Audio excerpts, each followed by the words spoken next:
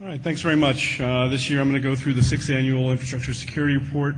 This is a worldwide report that effectively its goal is to respond to your views and your information that you provided to us, to our survey questions.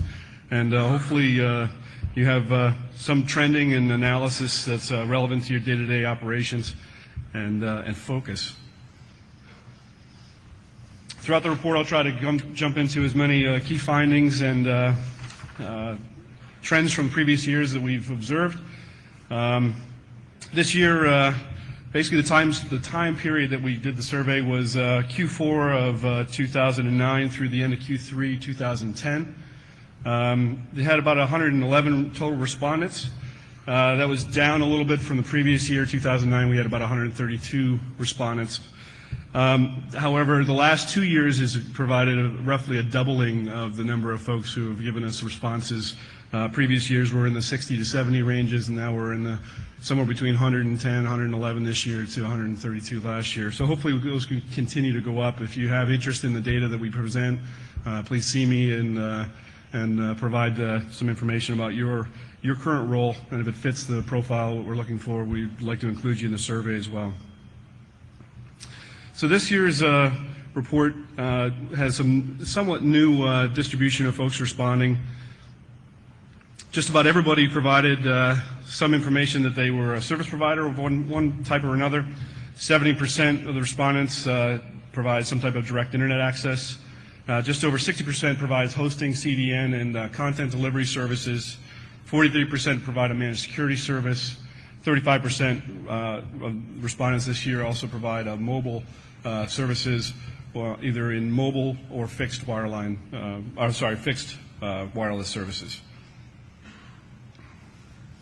Some more demographics, a reasonably good distribution of folks from around the world. The one shift downward this year was North American providers went down from about 42% last year to 28% this year. But we did have good increases in some of the emerging markets in APAC and in Latin America specifically.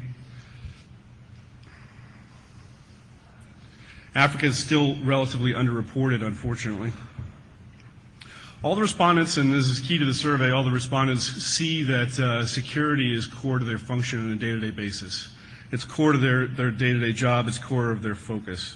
Everyone either has identified themselves as a network engineer or a security engineer. Others identified themselves as either a security architect, a researcher, or an analyst. One respondent identified himself this year rather notably as an e-crime manager. So, key findings. The attack surface continues to shift. This year we saw rather interestingly and unfortunately a redoubling of total volumetric traffic observed in a single coordinated sustained attack. I'll jump into a little bit more of that in just a moment. Unfortunately, last year we saw what we thought was a leveling out. We went from 40 gigabits to 49 gigabits, and this year we have a much more significant increase of that. So I'll jump into that in a moment. The vast majority of application attacks continue to target critical infrastructure for service delivery. Things like HTTP and DNS services are primarily focused of attacks. Mail infrastructure is also another focus of attack that's increasing in frequency. Some of the more sophisticated applications are also now increasing in attacks. HTTP and VoIP as well as DNS services are also increasing targets of attacks. Stateful systems placed in the packet core have been reported as critical points of failure, and majority of respondents seeing failures in the network have reported those systems being most leveraged for resource exhaustion. Operators are working really, really hard to roll out advanced services. Significant concern focused around the rollout of DNSSEC, both operationally as well as from a security availability standpoint.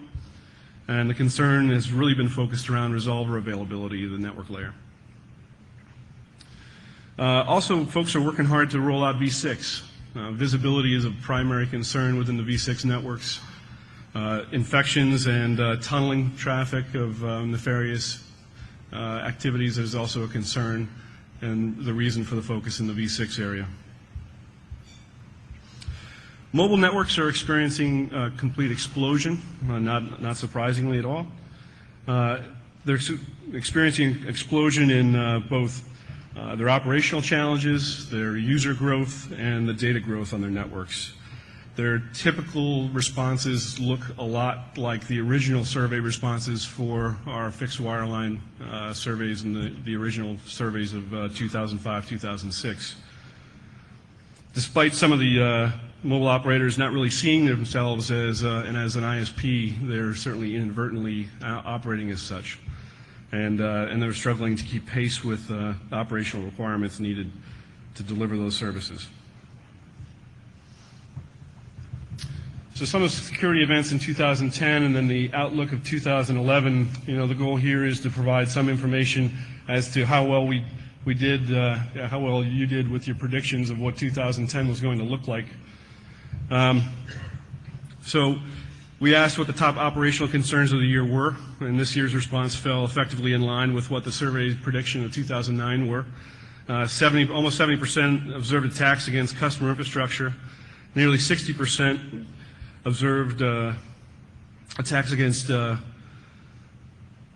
60% of the group observed botted systems on the network. Infrastructure complexity is reflected in the number of reported outages due to misconfiguration. 30% of the report is seeing zero-day and new vulnerabilities contributing to security events, and somewhat surprisingly, almost 20% of experienced outages due to an exhaustion of bandwidth on the network.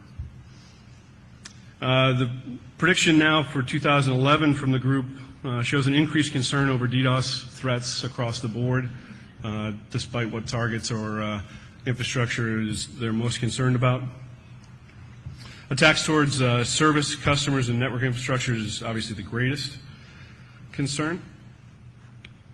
Optimistically, respondents predict a decrease in misconfiguration, and hopefully that proves out. Perhaps a little paradoxically, feedback predicts an increase in new application vulnerabilities, but a decrease in the compromised hosts found on the network. So drilling into that a little bit, we found that some clarity where new application vulnerability concerns are really focused in the V6 area and the V6 stack implementations of systems on the network.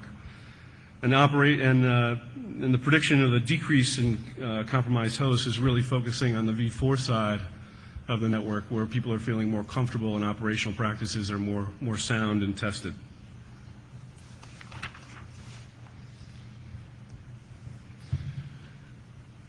The volume of attacks over time has unfortunately got back to that doubling effect that I talked about in the key findings just a moment ago.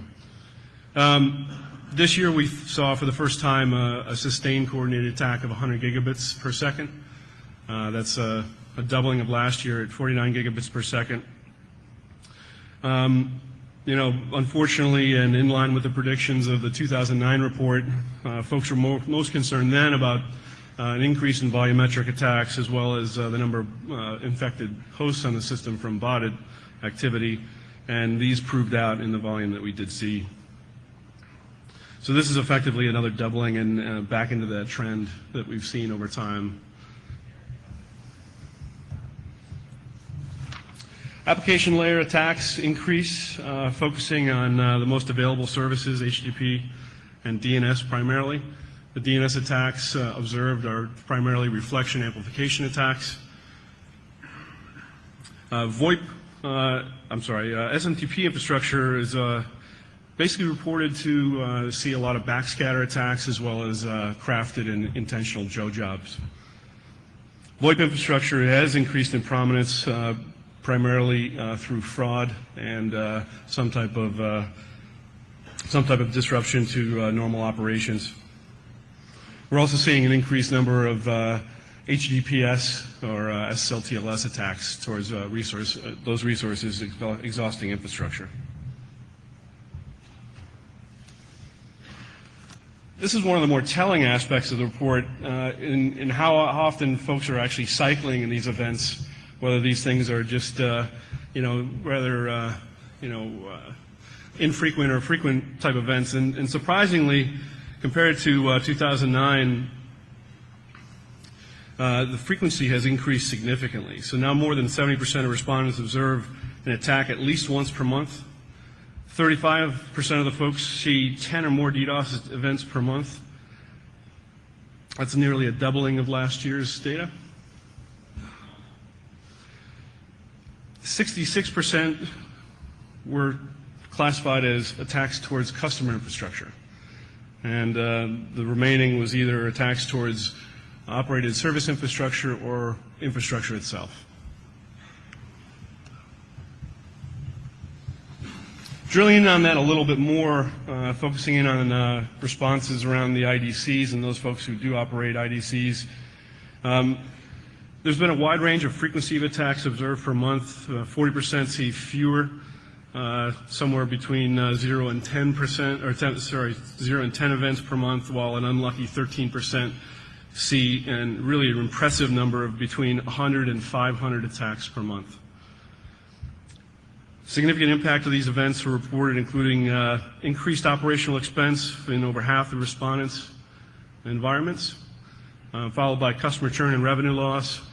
And finally, there was some reporting of employee churn due to the pressure of that operational state. Kind of a sad response there. So some feedback about firewalls and stateful devices in the IDC. The majority of respondents reported that those systems have been the failure points of an infrastructure during a DDoS event. 38% did not experience any event like that, and 13% they said those systems weren't placed in the IDC in the fast path.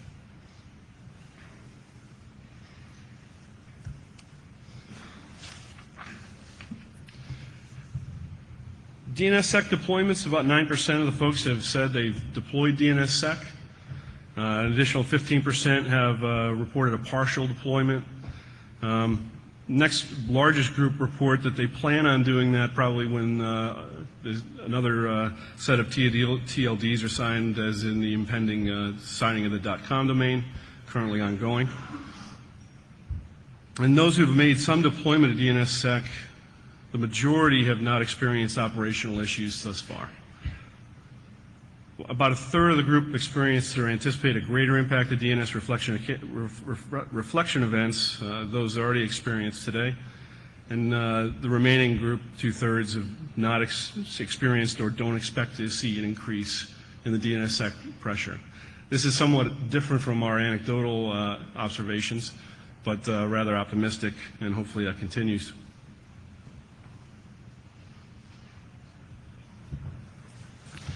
On V4 exhaustion, we got some responses like, duh, come on, this is happening. Other folks certainly feel comfortable in the allocations that they currently hold, while about 44% of the folks say that they're going to run out of space this year and don't expect to get any new allocations, obviously. The number of predicted impacts of the exhaustion are listed, but these are likely nothing new to the group. This has been well documented, and clearly a lot of work is being moved towards V6 rollout.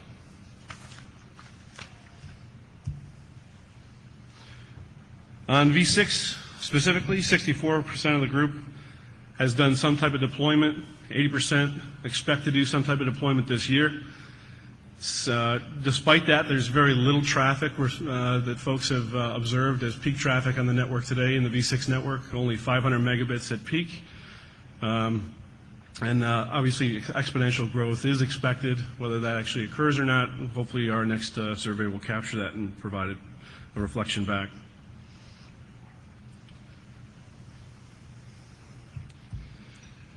There was a real angst in the security posture in V6 networks reported by the group. On the V6 side, we're happy to report that so the V6 side, most of the folks are really focusing on trying to roll out some type of visibility capability. To that end, 41% of the folks feel NetFlow capabilities are on par with their V4 infrastructure today. Nearly the same number indicate that there was an incomplete parity in existing infrastructure. About 20% indicated that new infrastructure deployments were required in the following year to provide parity on V6 visibility or net flow capabilities in their infrastructure. And the next biggest concern was just an operational comfort with V6 networks and V6 technologies. Greatest concerns were basically feature parity, stack implementation flaws, and traffic floods from DDoS events.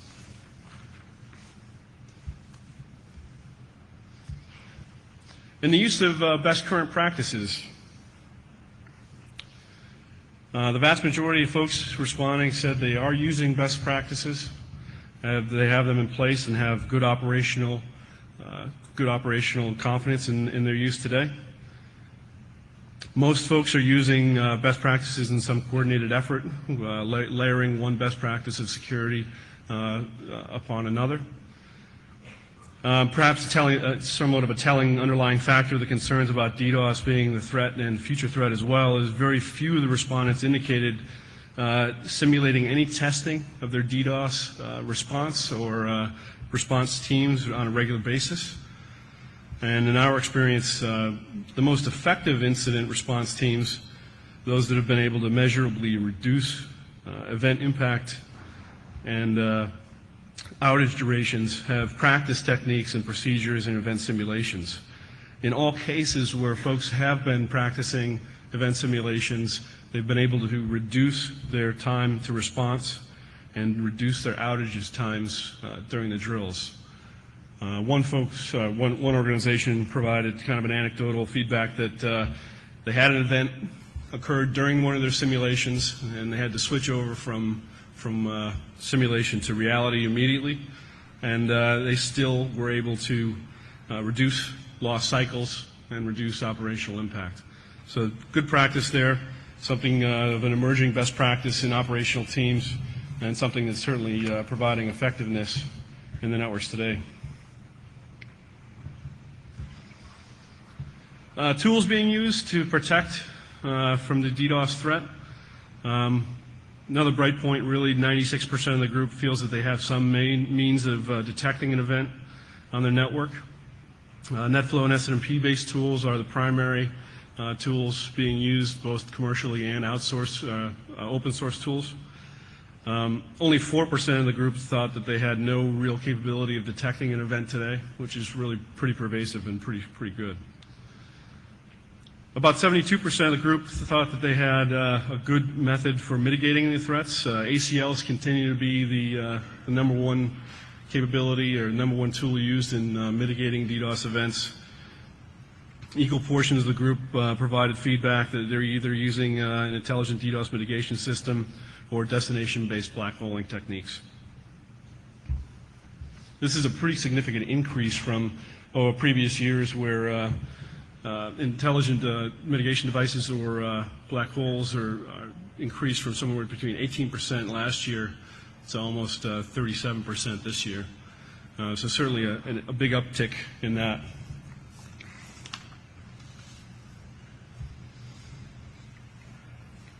On the OPSEC community participation, everyone had a good, the vast majority of folks had a very good view of these organizations, these groups. They all thought to be relatively effective. Most respondents were not actively participating in the groups due to either some voiced frustration level with the size of their security team, the budgets allocated, or their ability to reach and be proactively involved in the organizations themselves. Lower participation is mainly due to the resources that teams feel like they lack. And even though this presentation doesn't highlight it directly, in the report there's a fair amount of analysis around the size of teams, what their budgets are, if those trends of budgets are growing or decreasing or remaining flat. Mostly folks have said that their budgets have remained flat. Group sizes have not increased necessarily, and yet they're definitely dealing with an increased number of threats and events on a day-to-day basis. A smaller number of folks did voice some frustration in the vetting of the membership policies within the communities as blockers to participation, but for the most part, folks do view the OPSEC groups as effective. Similarly, I've really kind of flown through my data.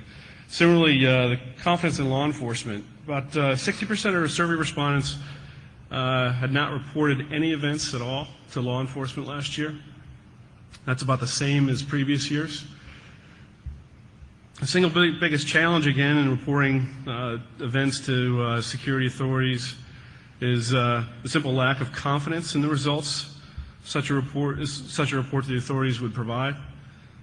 A quarter of folks indicated that law enforcement is just unresponsive. About a fifth of the group have a corporate policy that prevents them from making an active response or an active report to authorities about an event. And the smallest group of respondents indicate that reporting anything to law enforcement is just not their problem. That aspect has actually decreased over the years, but still is a measurable response.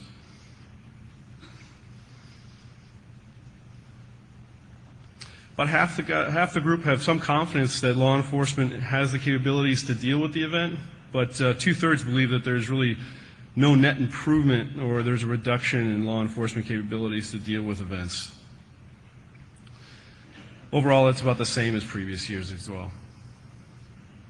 In 2009, excuse me.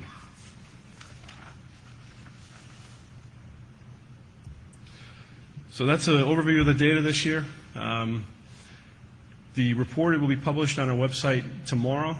I'll respond to the mailing list with a URL for access to the full report.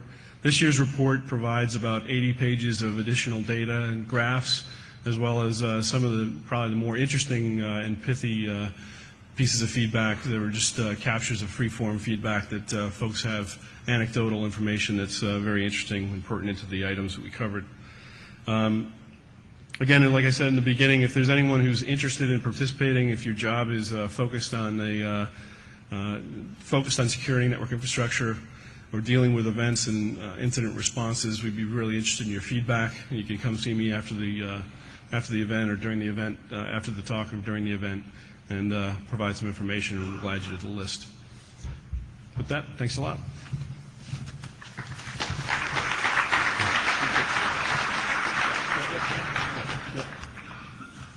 Hi, Kathy Aronson, Cascadia Corporation. I was wondering, are there any, with V6, any new attack vectors or old ones that are showing up again because of implementation issues with V6 or anything like that? Thanks for your question. We didn't see a real parsing out of attack events within the V6 network.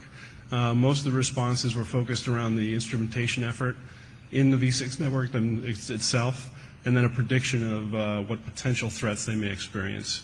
So primarily the potential concerns were things about flaws of the stack implementation and operational readiness to deal with events on the V6 side. Yeah. Hello. Patrick Gilmore, Akamai. You said you saw a 100 gig attack, or somebody saw a 100 gig attack. Do we know what that was against? HTTP, DNS? What? It was a reflection attack against DNS. Reflection attack against DNS? I'm sorry, reflection attack leveraging DNS, excuse me. Oh, okay. And the DNS sec, is anybody worried that it's going to cause a bigger problem because it makes your name servers more easy to take down because they have to calculate it, or is everybody pre-calculating their answers, or how does this work? I don't think we parse that level of data. I think that certainly the primary concern was around the load of the resolver layer, that the resolver layer now has to effectively resolve two aspects, both the chain of authority as well as the resolved answer as well. Outside of that, I'm not sure if we have enough data to parse out an answer for you. Thank you. Yep.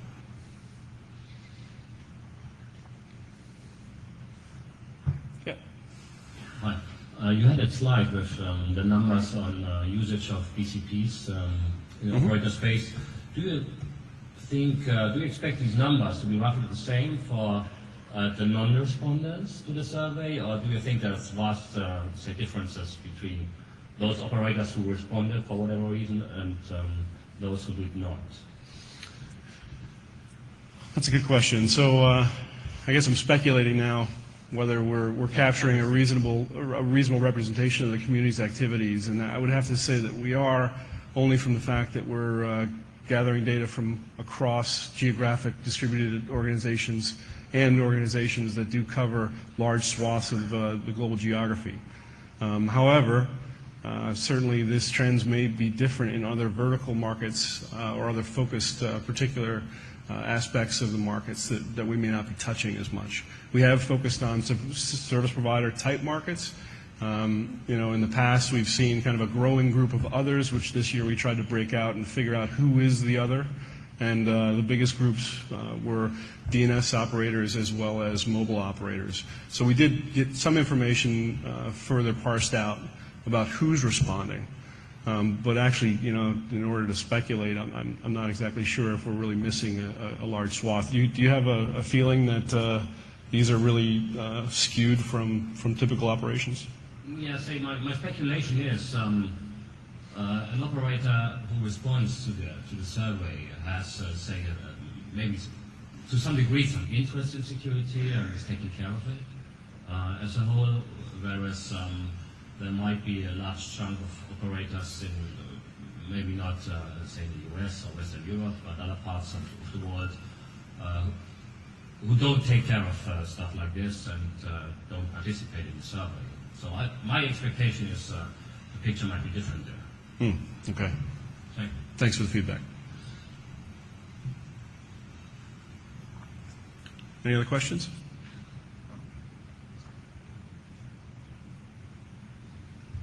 I was just going to sort of ask a follow-on on that, and if you had any idea of why you had such a low response rate from, I think it was Africa, but the emerging countries in general.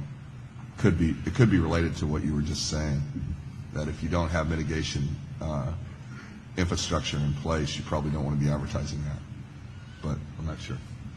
Yeah, certainly there is a reluctance, or there is an observed reluctance from folks who have been victimized of attacks to report and provide further feedback about attacks. There certainly seems to be some frustration when an attack is effective, that reporting will bring more scrutiny on the policies and activities of the group rather than support and further education. Thanks for that. Anyone else? Okay, well, thank you very much. Thanks.